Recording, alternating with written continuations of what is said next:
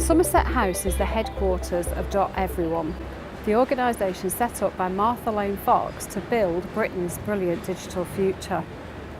I'm lucky to catch Martha to ask her views about digital capabilities in education. Martha is a very busy person. Amongst other things, she's on the board of Twitter, Chancellor of the Open University, a member of the House of Lords, and still finds time to run Everyone.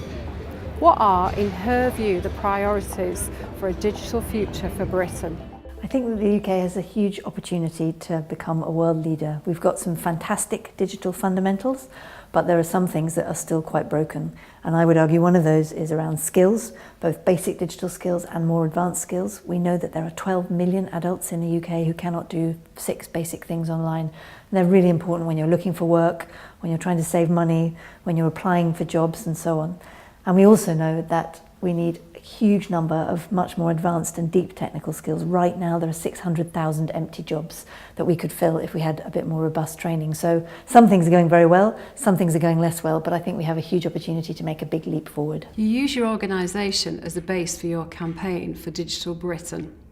How can universities and colleges help? Everyone is a new kind of organisation.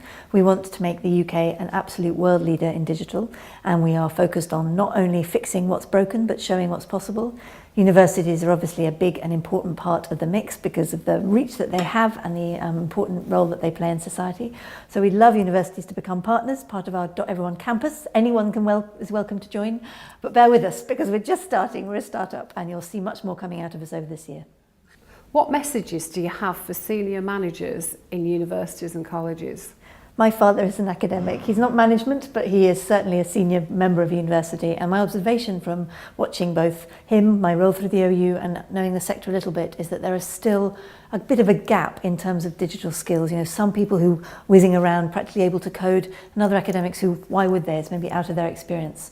But I would just urge everyone working in the sector to see it as part of their responsibility in their job to get learning, get understanding, because then we'll have more robust universities, we'll have better opportunities for students, and I believe that will create a more robust UK. In terms of digital learning, teaching and assessment, what do universities and colleges need to know? There are so many tools that universities could capitalise on by understanding the internet better. You know, there are different ways of working with students, there are different mechanisms to gauge what students are picking up, for testing, for comparing data.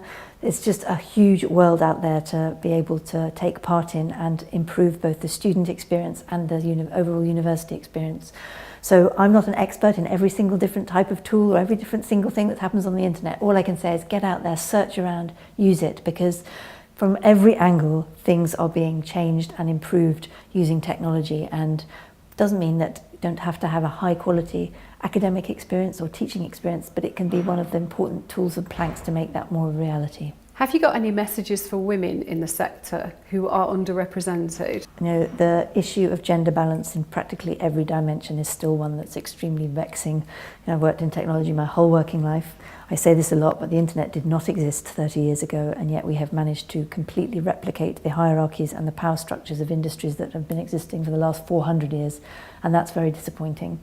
And it's true in higher education as well. One of my first questions as OU Chancellor was how many other female chancellors or vice chancellors there are. Not enough. So all I can say is if you're thinking about applying for a promotion, go for it. If you're thinking about coming into the sector, go for it. Don't hold back. We need more women. Women are very well equipped to do any job they want, and we should never try and put the barriers up. How would separation from Europe impact on our digital future? I'm a fervent pro-EU campaigner and advocate. I think that it would be disastrous. You know, the whole of the internet and the World Wide Web is about connecting people and not breaking apart into small and fragmented units, but actually working in this incredible collective ambition to create networks of both information, commerce and so on. So, you know, I think the work that the EU has done on the digital single market, on everything from telecoms tariffs through to how we might have micropayments across Europe. These are really important fundamental issues for the strength of all of the economies that Europe has and for our economy. So I think it would be a disaster. And I think also if you look at what internet entrepreneurs are telling the UK, I saw some numbers recently that said something like 71% of people who are starting internet businesses want to stay in the EU. We should listen to these people. They're the future of the economy. So I would be really extremely upset if we left the EU, and I think it would be very short-sighted from a technological point of view. Finally, what is the next stage in building Britain's digital future? I think that there are, for me, probably two big planks, and that's partly what .everyone is going to help champion. The first is a universality of usage and understanding. It still feels like we've got a bit of a digital divide. We've got a top tier, we've got a metropolitan elite very often, we've got lots of kind of cool commercial startups, but the real mainlining of our understanding of the internet, its use, I think still has some way to go. So that's the first thing.